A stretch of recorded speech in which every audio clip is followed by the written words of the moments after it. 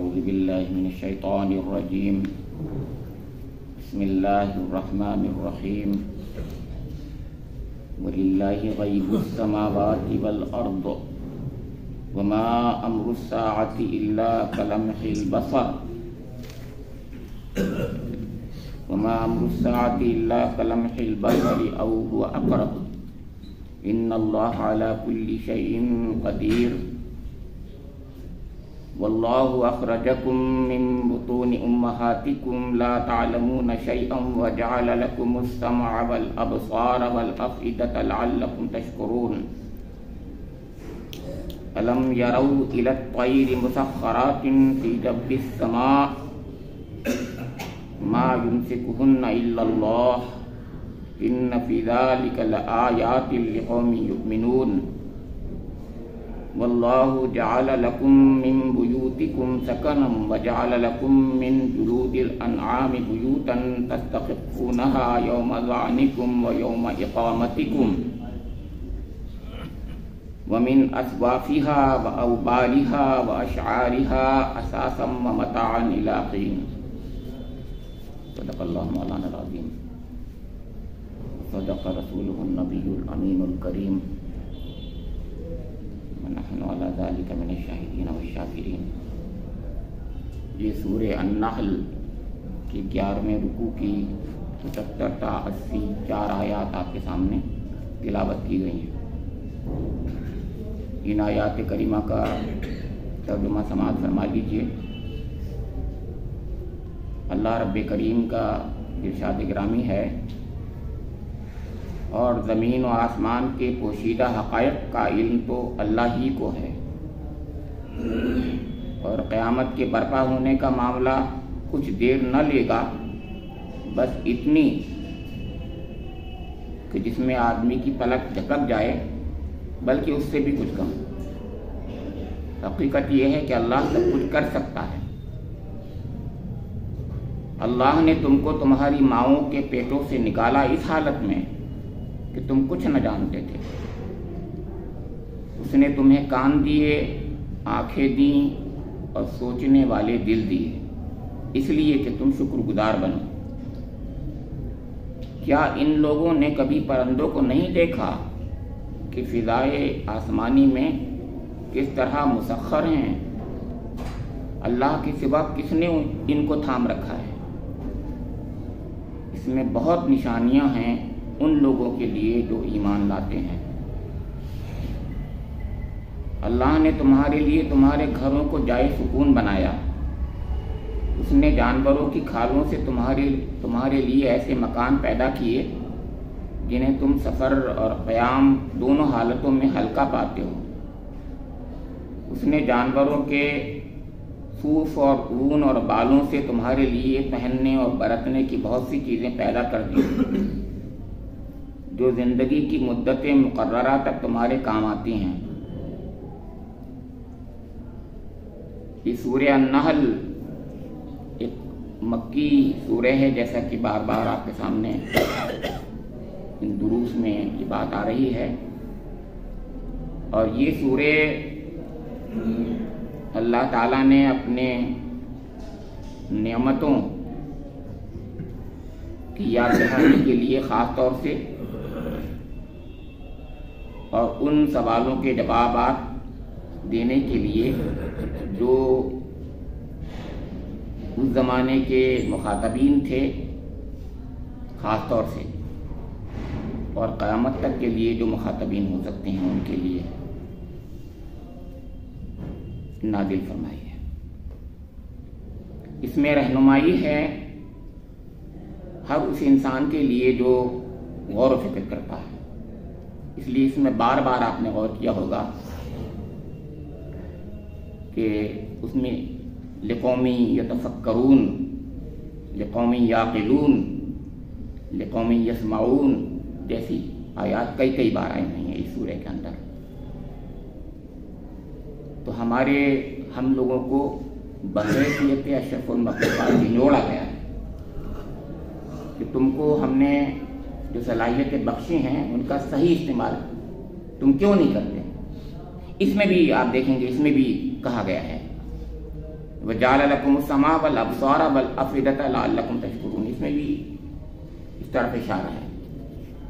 اس سے پہلے کی جو آیات تھیں اس میں اللہ تعالیٰ نے توحید الوہیت کا ذکر کیا تھا، کئی آیتیں تھیں، اور آج کی آیات میں جو غلبہ ہے توحید ربوبیت کا ہے۔ اب میں ذرا بتا دوں گی کہ توحید الوہیت کیا ہوتی ہے۔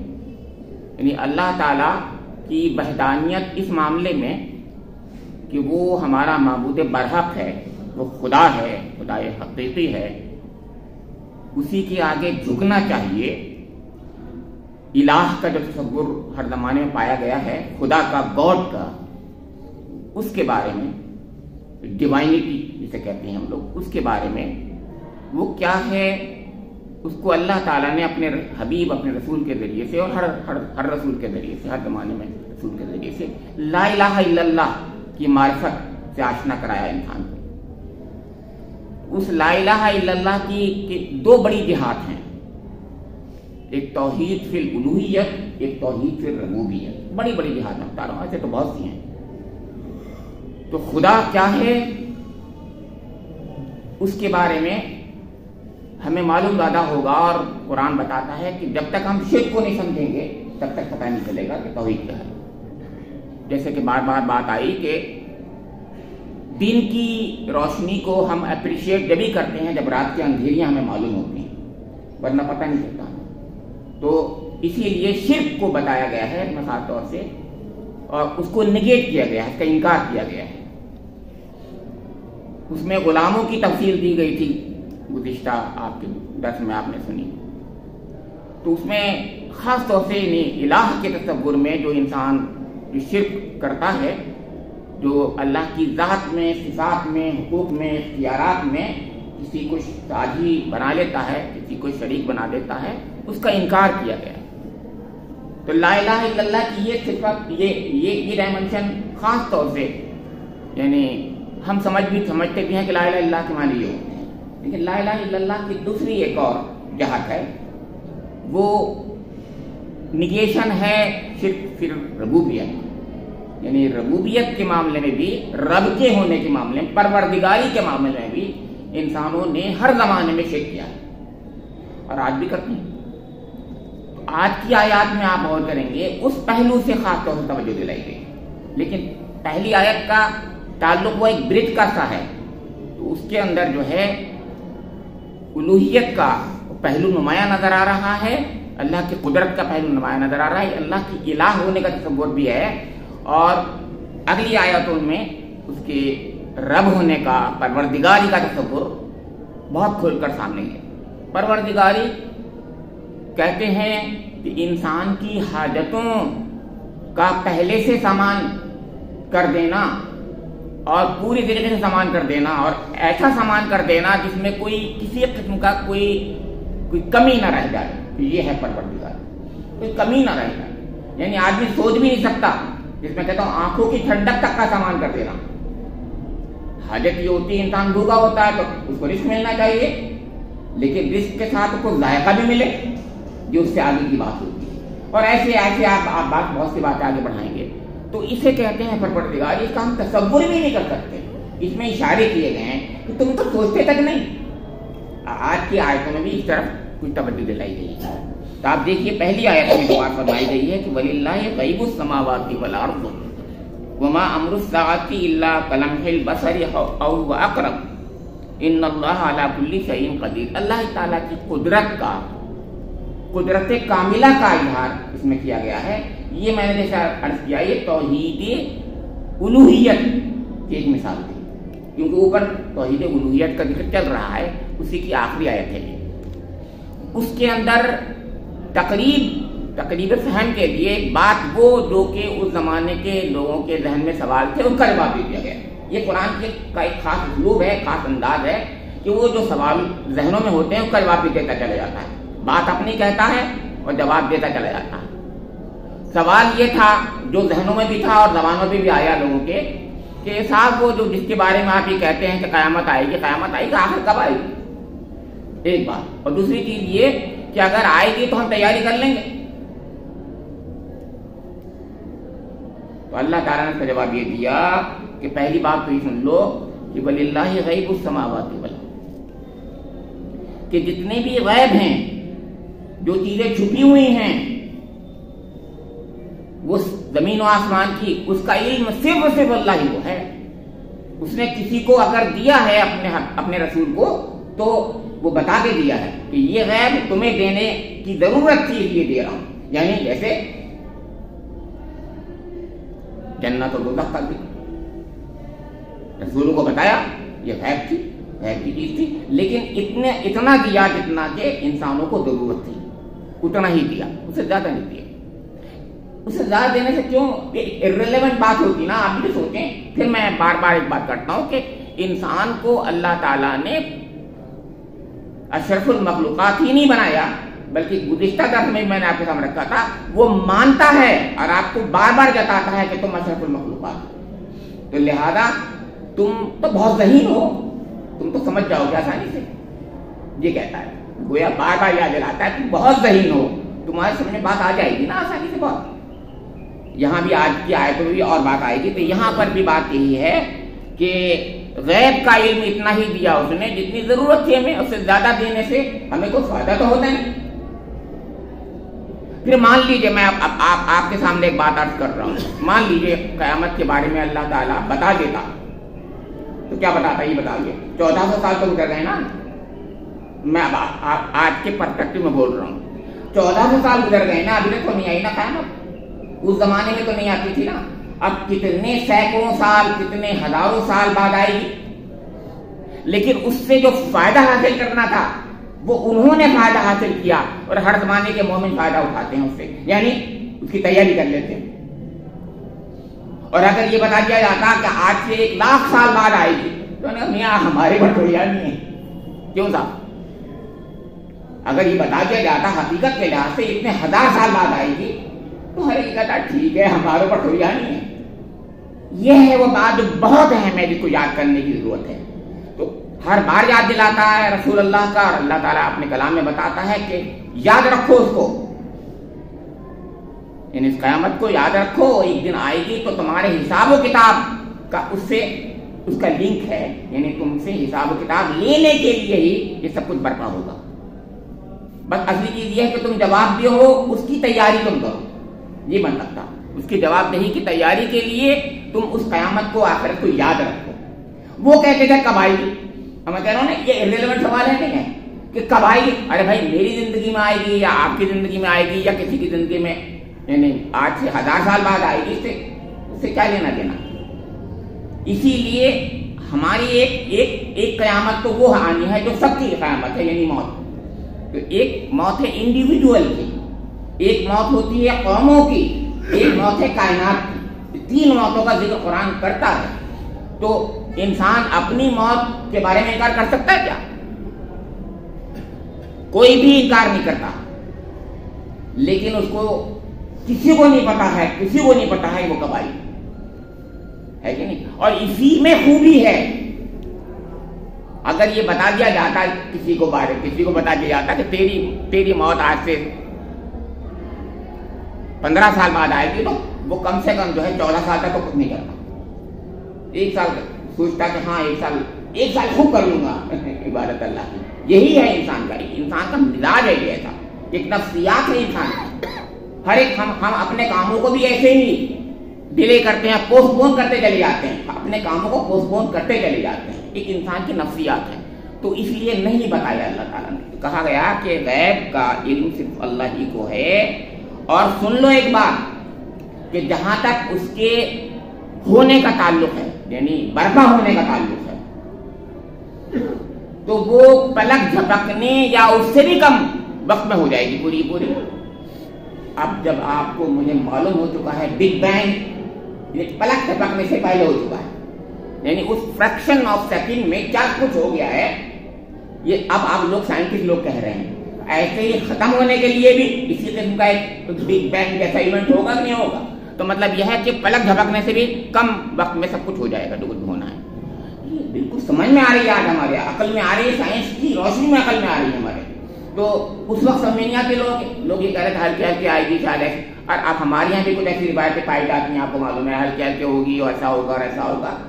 قرآن پاک تو بار بار اس کے برخلاف کہتا ہے، اور آج کی آیت آپ نے سن لی کہ فرمایا کہ وہ تو ایسے اچانک آ جائے گی اور اتنی جلدی ہوگی کہ ہماری پلک جھپکنا جو ہے وہ او ہوا اقرب کا مطلب یہ نہیں تھا کہ اللہ تعالیٰ نعوذ باللہ نہیں جانتا تھا کہ اس سے پہلے آ جائے یا اس سے پہلے، یا کا مطلب نہیں، بلکہ یہ کا مطلب یہ ہے کہ حقیقت میں یہ ہے کہ اس زمانے میں پلک جھپکنے سے کم کو کوئی ایونٹ سمجھتے ہی نہیں تھا۔ عرب میں پلک جھپکنے سے کم کو کوئی نہیں سمجھتا تھا کہ وہ کتنا لمحہ ہوتا ہے، کم سے کم پلک جھپک نہیں کہتے تھے کہ قرآن میں سورہ نمل میں بھی یہی ہوا، پلک جھپکنے سے پہلے میں لے آؤں گا ملکہ سبا کرتا یہی کہا تھا اور آ گیا تھا، وہ فوراً آ گیا تھا یہ کہتے کے ساتھ ہی۔ تو اس لیے یہ فرمایا گیا ہے کہ اس ہوا اقربی حقیقت ہے اس کے اندر، یعنی میتھمیٹکس اور سائنس کی روشنی میں ہوا اقربی حقیقت ہے، یعنی اس سے پہلے آ جائے گا، اس سے پہلے وہ ایونٹ پورا کا پورا ہو جائے گا، کیونکہ اللہ تعالیٰ جب انما امرہ اذا اراد شیئا ان یقول له کن فیکون، تو کن اور فیکون کے درمیان میں کوئی ٹائم ہوتا نہیں، لگتا نہیں ہے، ٹائم زیرو ہوتا ہے، وہاں پر کوئی ٹائم نہیں، ود ان نو ٹائم ہو جاتا ہے۔ ادھر اللہ تعالیٰ کا امر کن ہوتا ہے اور گویا کہ اسی وقت ہو جاتا ہے، ان میں مطلب ٹائم ذرہ برابر بھی ایک فریکشن آف سیکنڈ بھی نہیں لگتا۔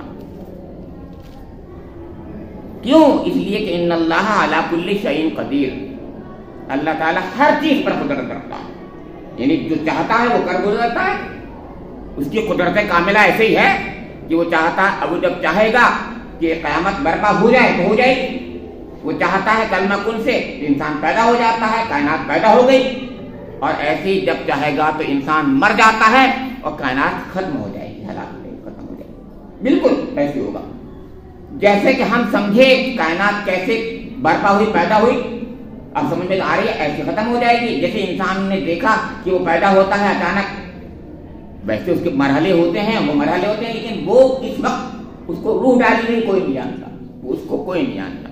تو ایسے ہی فرمایا جا رہا ہے کہ وہ جب چاہے گا، جس وقت چاہے گا وہ فوراً آ جائے گی، تم تیاری کر لو، تم جو سوالات کر رہے ہو تمہارے سوال وہ ایک اشرف المخلوقات والے سوال نہیں ہیں، تمہارے عقل مندوں والے سوال نہیں ہیں، تم بے وقوفی والے سوال کر رہے ہو، ہم تم سے ایکسپیکٹ نہیں کرتے یہ ایسے سوال، یہ ہے مطلب۔ بار بار میں یہ بات آپ کو یاد دلاتا ہوں کہ اللہ تعالیٰ گویا ہمیں ذہین مخلوق گردانتا ہے، بلکہ اس نے بنایا ہی ہمیں ایسا ہے اللہ تعالیٰ کہ کرم احسان سے انہی کرم و احسان کا پھر ذکر کرتا ہے۔ وہ دیکھیے کیا کہتا ہے، واللہ اخرجکم من بطون امہاتکم لا تعلمون شیئا وجعل لکم السمع والابصار والافئدہ لعلکم تشکرون۔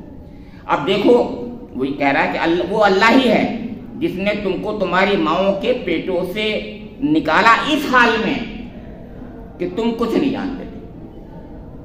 اب دیکھیے ایک طرف انسان ہے وہ بالکل مجبور محض ہوتا ہے، اور یہاں تک مجبور محض نہیں ہوتا بلکہ وہ بول بھی نہیں سکتا، وہ چل بھی نہیں سکتا، اس کے برخلاف بکری کا بچہ اور گائے کا بچہ اور جانوروں کے بچے ایسے جو ہیں خوب بولتے بھی ہوتے ہیں، بھاگتے بھی ہوتے ہیں، فوراً کے فوراً بھاگتے اور دوڑتے ہیں اور خوب ماں کا دودھ پیتے ہیں اس وقت۔ اور یہاں کا حالات کو ہمیں کو پتا ہے، انسان کا بچہ جو ہے وہ کیا کچھ نہیں کرتا، لیکن وہی بچہ اتنا کمزور اور بے بس ہوتا ہے اور اس کے پاس کیا کچھ ہو جاتا ہے۔ یہ ہے جو دکھا رہا ہے اللہ تعالیٰ کہ جانور کا بچہ جو ہے اچھے خاصی یعنی بہت کچھ لے کر کے اپنی صلاحیتیں، پوٹینشیلٹیز، کیپیبلٹیز لے کر آتا ہے، لیکن اس کے بعد اس کا ڈیولپمنٹ سے زیادہ نہیں ہوتا، زیادہ ڈیولپمنٹ نہیں ہوتا، اس کا ایک حد میں ہی رہتا ہے۔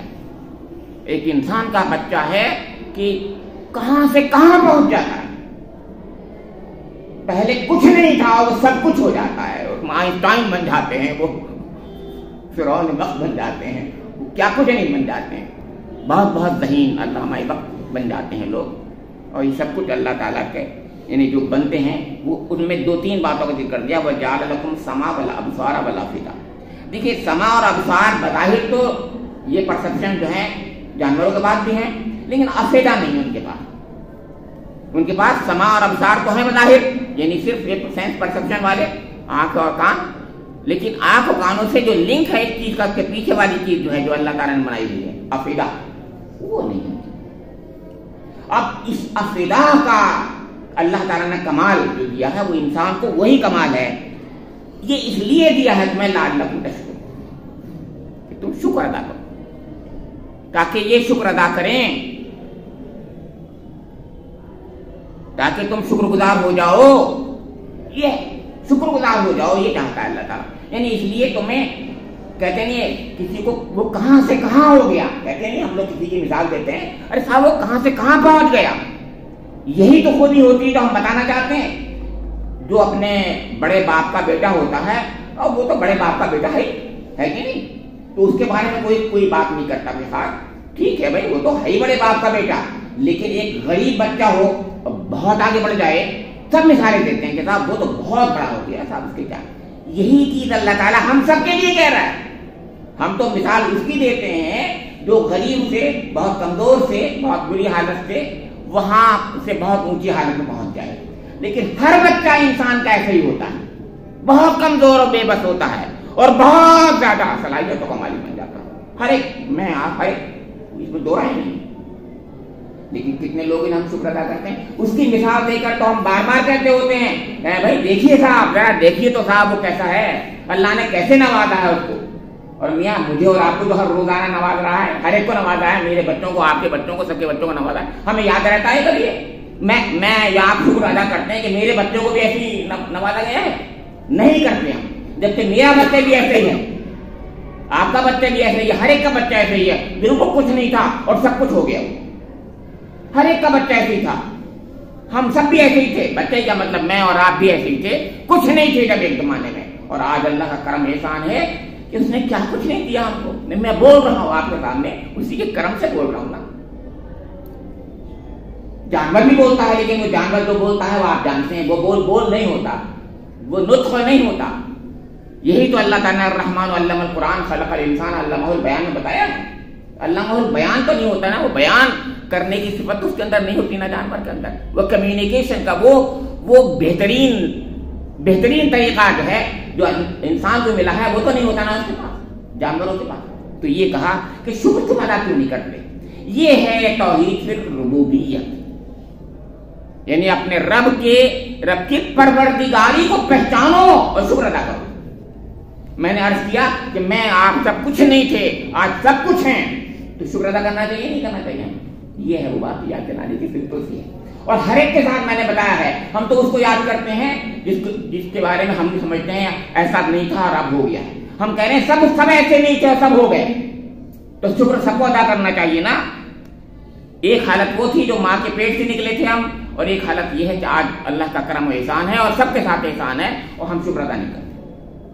دوسرا والا اب کہا الم یروا الی الطیر مسخرات فی جو السماء ما یمسکہن الا اللہ ان فی ذلک لآیات لقوم یؤمنون. اب ایک طرف اب توجہ دلائی، میں نے بتایا بحیثیت انسان کے پاس بہت سی ایسی صلاحیتیں ہیں جو اور کسی کے پاس نہیں ہے. جیسے ریزننگ پاور، اب میں دوسری طرف لے گیا، ریزننگ پاور. اب میں بھی دیکھتا ہوں، جانور بھی بیچارہ دیکھتا ہوتا ہے، میں نے عرض کیا تھا بھی. لیکن میں دیکھوں گا اور پرندوں کو دیکھوں گا اڑ رہا ہے، میرے ذہن میں کیا کیا خیالات آتے ہیں اور نہیں آتے ہیں. تو قرآن ہمیں انگلی پکڑ کر کے یاد دلا رہا ہے کہ دیکھو ذرا کہ یہ آسمان میں یہ پرندے جو اڑ رہے ہیں ان کو کون روک رہا ہے.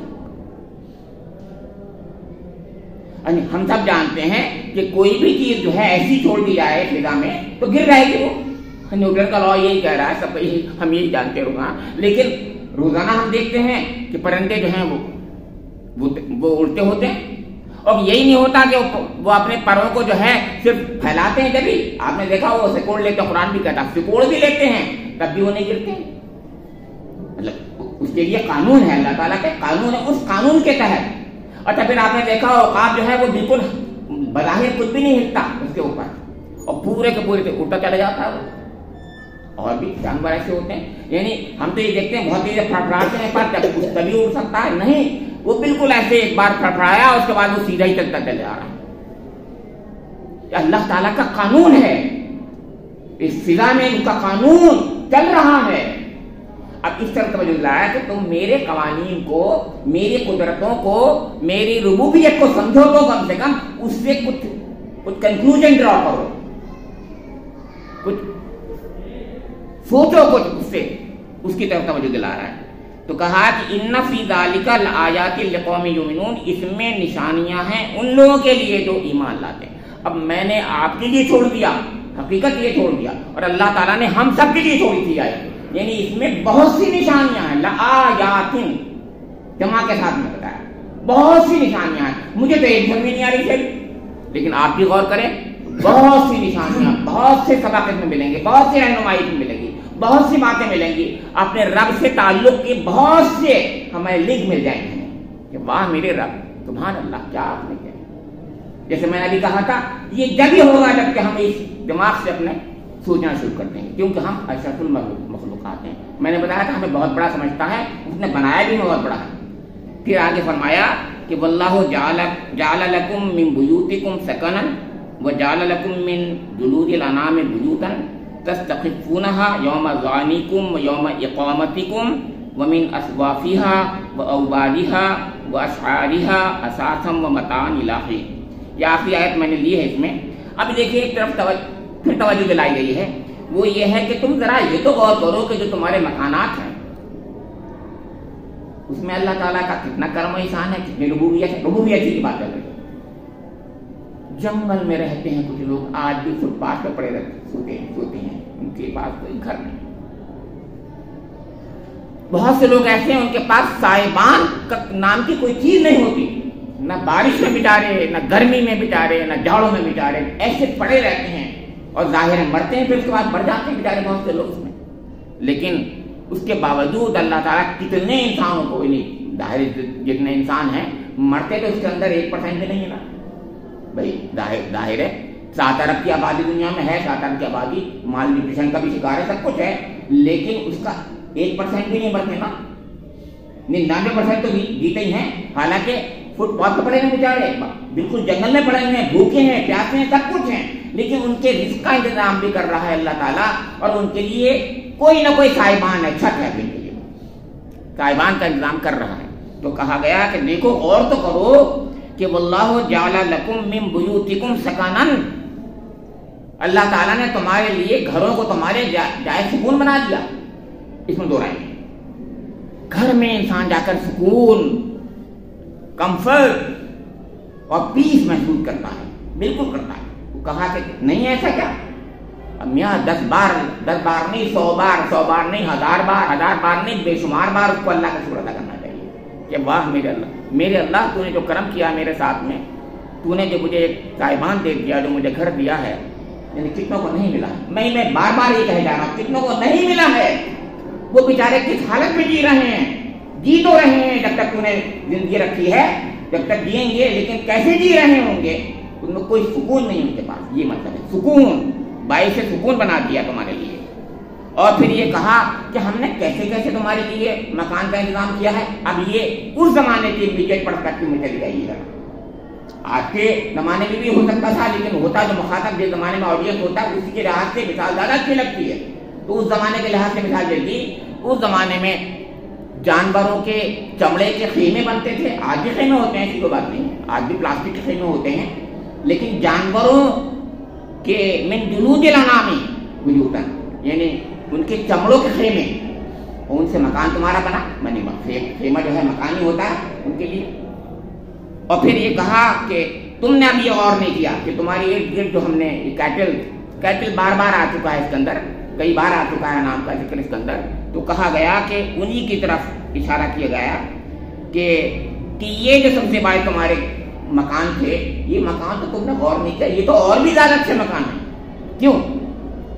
اس لیے کہ تستخفونها یوم ظعنکم و یوم اقامتکم، باقی جتنے بھی ہیں آپ کے گھر وہ ان کو لے کے آپ نہیں چل پائیں گے۔ وہ خانہ بدوش کا لفظ جو بولتے ہیں نا، کندھوں پہ خانہ ہو جائے، گھر ہو جائے، تو یہ کون کر سکتا تھا؟ آج بھی ہم لوگ یہ پتھر کے مکانوں کو لے کے کیسے ہلائیں گے؟ ہاں مشینیں آج کل ایسی آ گئی ہیں جو ذرا ہلا دیتی ہیں، وہ کیا ہلاتی ہیں وہ بھی آپ جانتے ہیں۔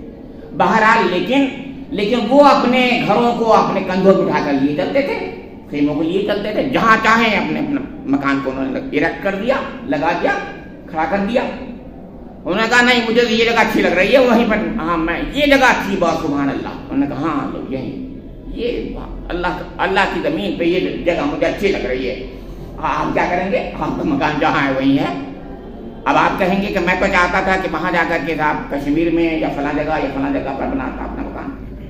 بنا سکتے ہیں اللہ تعالیٰ، لیکن آپ کو دے تو ہر ایک کو تو نہیں دے گا نا. لیکن ان کا معاملہ یہ تھا کہ جیسے چاہیں وہ اپنے لے کر کے چلتے تھے. اب اس پہ شکر ادا کرنا کی بات ہے کہ غور کرو کہ تم نے وہ مکان بھی ہیں حالانکہ جو کہ پتھر اور اینٹوں کے ہوتے ہیں، اس میں بھی سکون ملتا ہے. اور انسان یہی سمجھتا ہے وہ زیادہ ہائر لیول کے مکان ہیں، اس میں جو ہے نہیں ہے، زیادہ والے اسٹینڈرڈ کے مکان ہیں. لیکن اللہ تعالیٰ نے کہا کہ تم ان غریبوں کو، کمزوروں کو کم سمجھ رہے ہو، ان کے مکان ان سے زیادہ اچھے ہیں.